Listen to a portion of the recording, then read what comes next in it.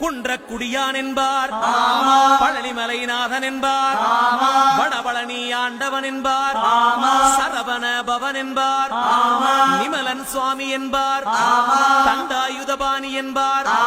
கலியுக வரதன் என்பார், வெற்றி வடிவேலன் என்பார், வீரவடி வேலன் என்பார், மரகத வண்ணன் என்பார், ஞானப்பலம் கேட்டவனா, நம்பினோரை நாடுபவனா, காவடி பிரியனாம், ராஜ அலங்காரம் கொண்டவனா, ஆண்டியாய் நின்றானா, ஆனால் செல்வத்தை எல்லாம் கொடுப்பானா, அப்படிப்பட்ட முருகனவன் ரொம்ப ரொம்ப சின்னவனா சுவாமி. சின்ன சின்ன முருகைய